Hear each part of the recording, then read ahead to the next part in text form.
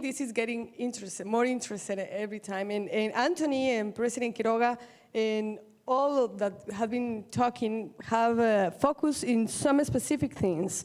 Artificial intelligence, we have now, because we're always saying that Latin America, especially Central America and the Caribbean, we are the most vulnerable in face of the climate change. But now Marco has shown us that the United States also, and probably we are not paying attention to that. But if we think that together, the United States, Latin America, and Asia Pacific region, we represent more than the 75% of the global GDP, but also 70% of the population, we're talking about something really important. And despite all the problems we have in Latin America, I always like to think in Latin America as a solution region.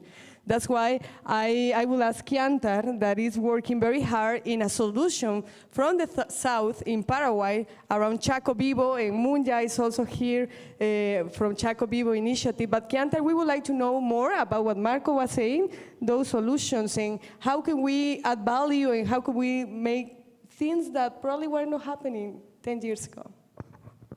Yeah, thank you so much. It's a real honor to be here and be able to share a little bit about our experience in developing one of the largest RED projects in South America. First, I'd like to start by maybe introducing Paraguay in the area where we work. Paraguay, about half of the country in the western side is occupied by the Chaco. The Grand Chaco covers Bolivia, parts of Brazil, Argentina, and Paraguay, and it is one of the most heavily deforested places on Earth.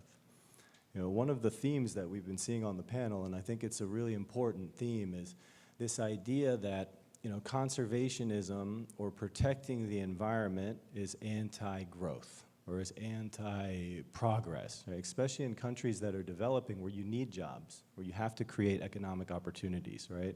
Where there's a lot of criminality that exists because of the lack of economic opportunity. And I would say in our case in Ateneo, we own 300,000 hectares, which is about twice the size of Greater Manhattan, right? So 300,000 hectares is a sizable piece of property.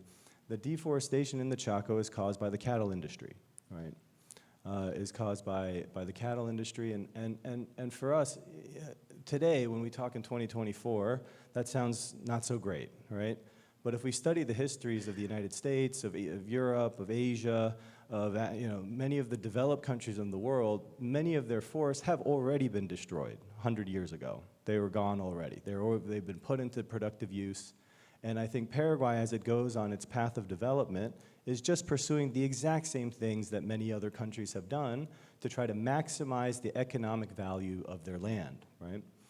So one of the experiences, my predecessor before I came on as the president of the company had started a study on carbon credits. So we'll talk a little bit about what that means. They started a study on carbon credits, and when we did the initial studies on carbon credits, because we were looking for opportunities, we have a permit to clear almost all of that forest to do cattle.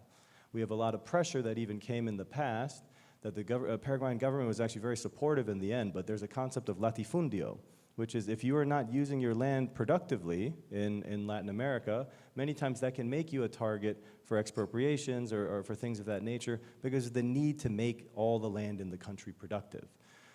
Thanks to the carbon market, there's another way now. When we did our initial studies, it was 25 cents a credit, right?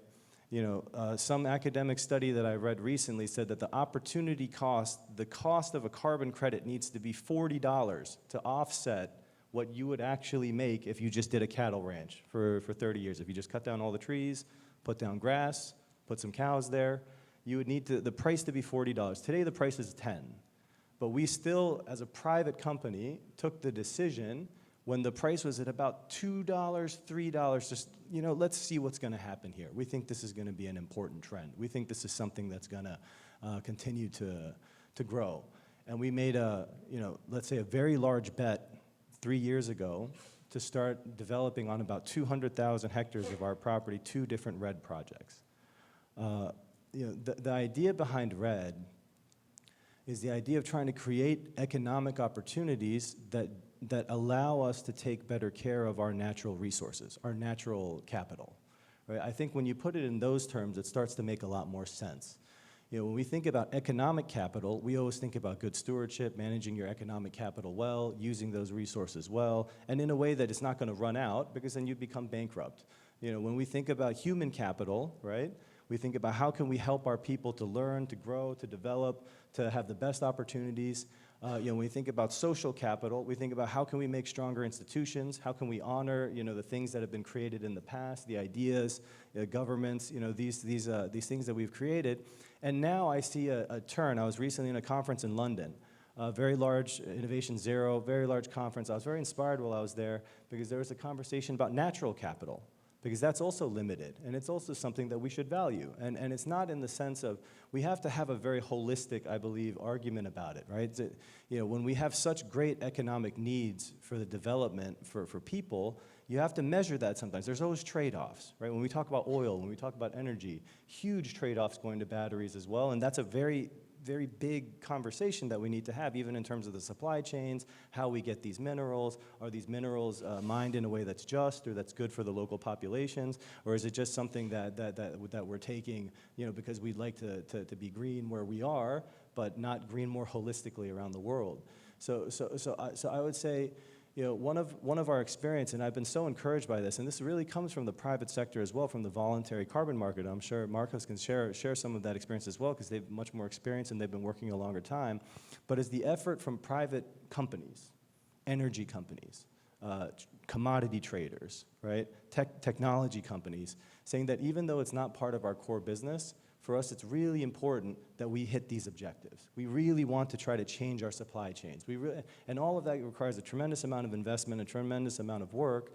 But I've seen, let's say, trade winds that are very favorable, because now today I have, fifth-generation cattlemen, right, that have tens of thousands of hectares permitted. There's no zero deforestation law that's going to stop that, but permitted. But that come to us and say, hey, how's it going with the carbon credits? Are you guys selling those? Because we'd like to maybe look for a different type of economic option for how we can do this type of work.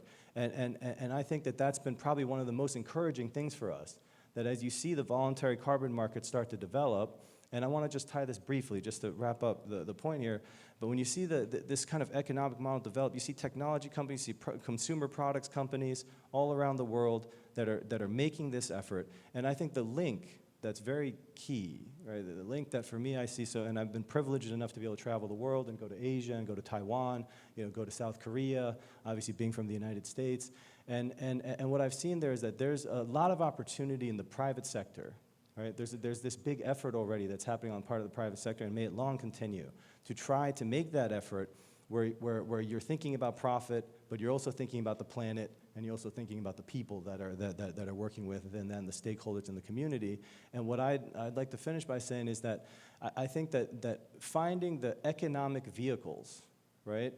The investment treaty point from before, actually, I thought was very interesting. Finding the economic vehicles so that the capital that exists in these developed countries can go and fund the type of efforts like a reforestation project, right?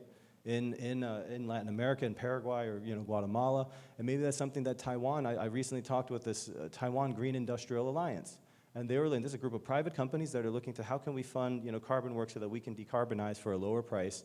And I would really encourage that type of investment or that type of thinking as a real win-win, because you can make a decent return on investment if you have a good carbon price, and you can also have great co-benefits and have great things that benefit the local communities as well. Thank you. Thank you.